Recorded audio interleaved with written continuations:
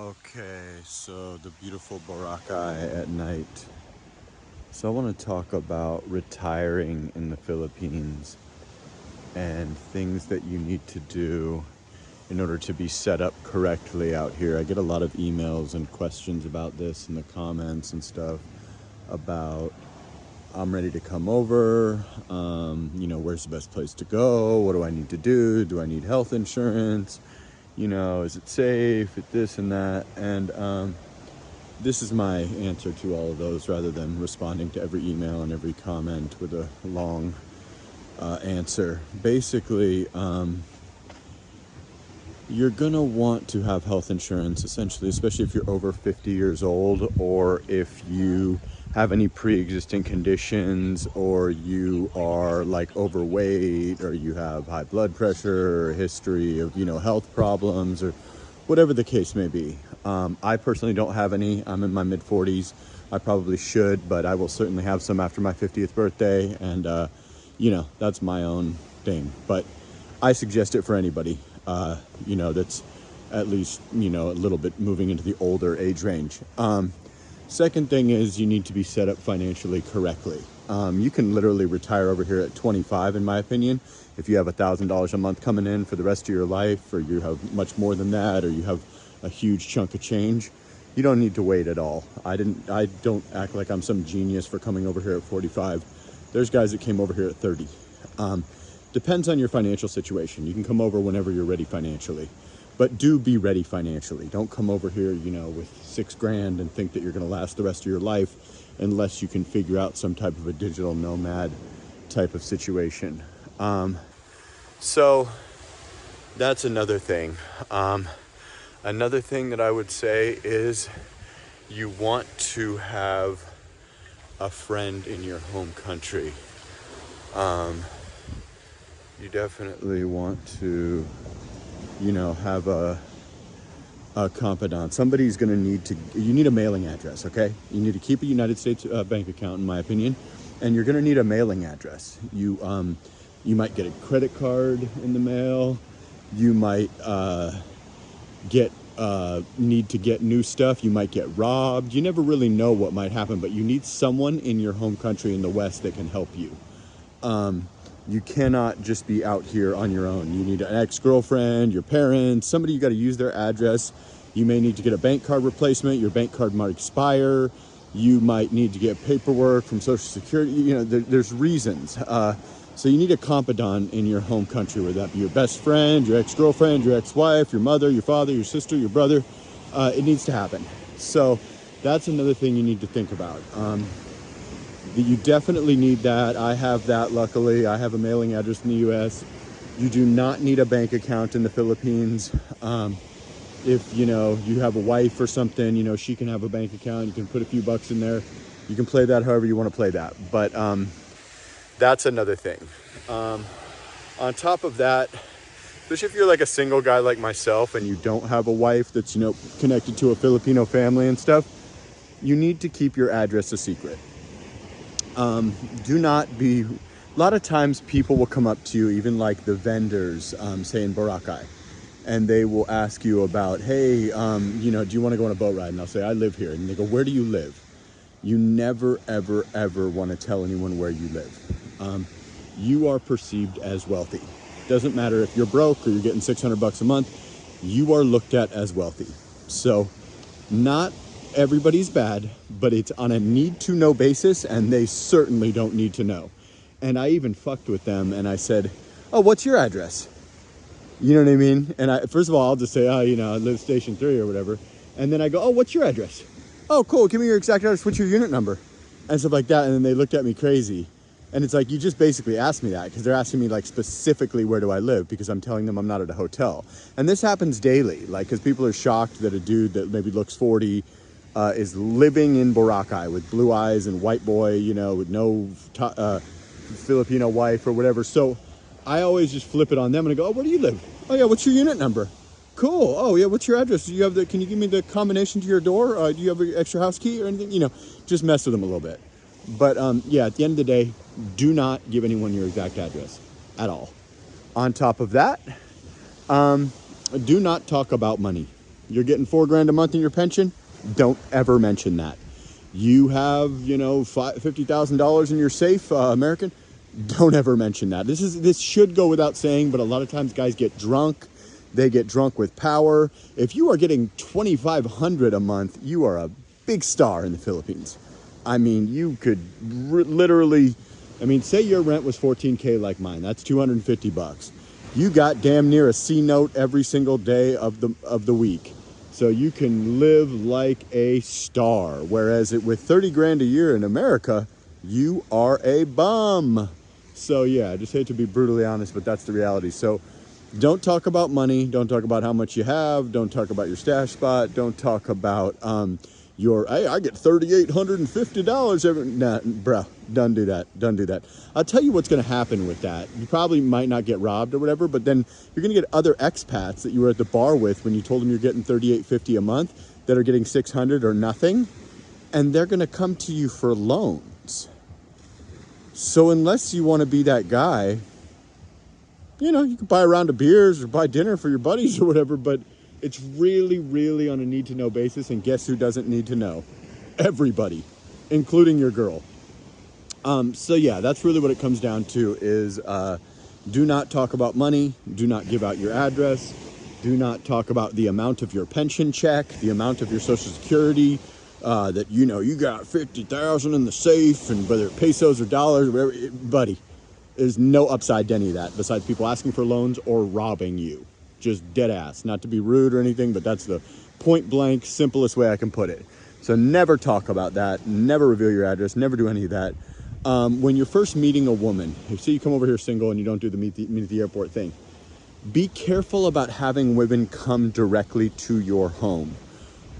If you just meet a woman, she may be very interested in you for whatever reason, you may want to consider a hotel for your first meeting. As much as that's a little bit awkward and uncomfortable and a lot of money and stuff, it might save you. If you are not sure that this is the one for you, and you're being a little bit of a player, a little bit of a liar, because girls are serious. They're dating to marry. They're not dating to, hook up with you like the girl in Los Angeles or San Diego or something. They are dating to marry.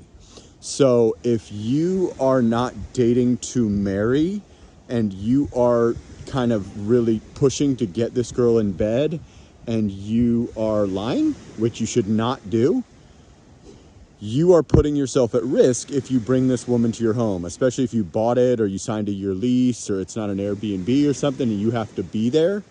Be careful with that. Filipinas are generally extremely shy and will, if you ghost them or, stop returning their calls or whatever, they will back off in a nice way.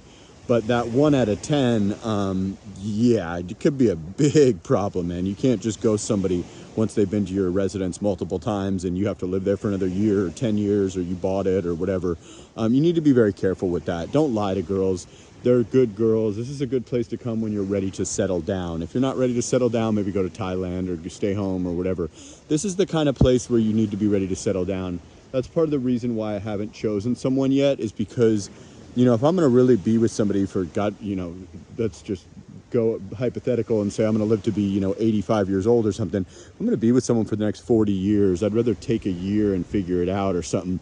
I don't really want to just, pick the first girl that messages me or I meet on the beach or at Starbucks or something. So, this is kind of the place when you come when you're ready. Like you've been through all that. You've sowed your wild oats. You've had the, American wife or many American girlfriends like myself, or dated Asians in your home country or whatever, and you're like, okay, I'm ready to hang up my player's hat and just be in a monogamous relationship. So don't mess around with these girls and try to be, oh yeah, baby, we're getting married, and telling them you did this and that, and you're, going home in a week, or you're really, you got a year lease and you just think you're going to meet a different girl every night, which is extremely possible out here, and not think that she's going to pop up at your door. Or these are also very small communities. Everyone knows someone's sister, or they work together, or know their cousin, or, again, like in Boracay, the first girl that you've seen with, you will be judged by that. This is a very small island.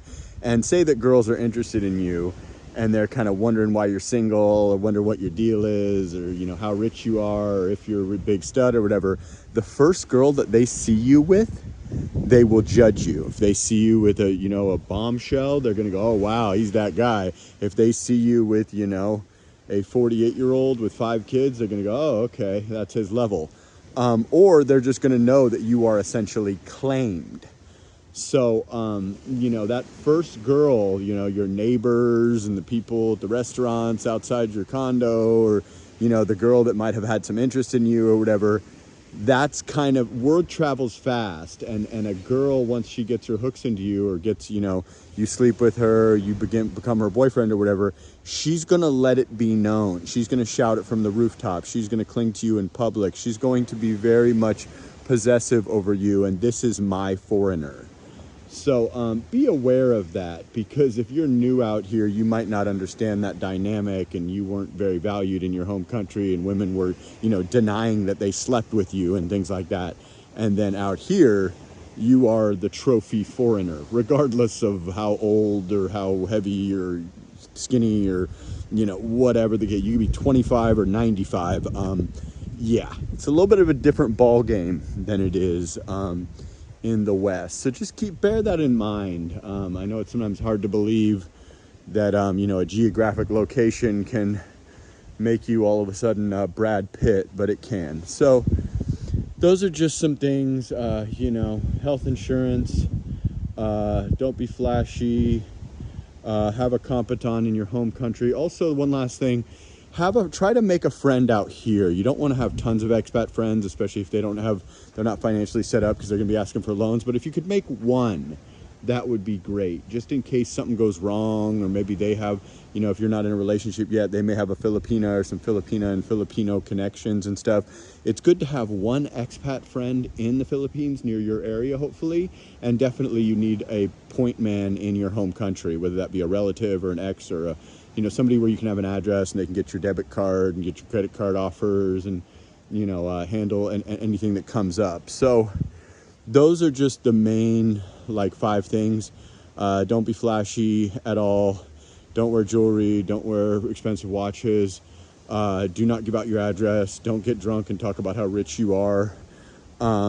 Just the basics, you know, common sense stuff. But sometimes when you get over here, you are, you know, especially if you're a drinker, you're a person that, you know, lived kind of a suppressed life in your home country, or went through a bad breakup or something, you might get a little bit excited about, you know, wow, I'm in Boracay, or wow, I'm in Cebu, and, you know, I'm the belle of the ball all of a sudden.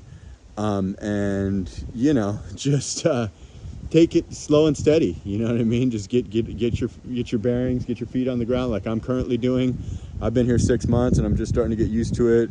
You know, slow down, live the island vibe life, or live the Manila life, if that's what you're doing. I'm doing both, kind of, but just, you know, be mindful and be careful. You know, enjoy the attention, enjoy the women, enjoy the lower prices and stuff, but don't go about it the wrong way with all those points that I just made. So just wanted to give some advice to people. By no means am I an expert, but I have been here boots on the ground, essentially single most of the time for 6 months in multiple different cities, and experienced many different scenarios that I'll go into in other videos. And, you know, just if I can, you know, impart any type of wisdom, or, you know, 6 months of experience on the dude that's been here for 15 days or is planning on coming over here in a year, that's, it's my pleasure to do so as a public service. But, you know, all in all, it's a great place. It's the place for a single guy that's really looking for a partner that's, you know, kind of, you know, and a partner half your age is not going to be hard to make happen. So it's definitely a great thing all the way around. And if you want someone your own age, that's going to be very easy to make happen as well.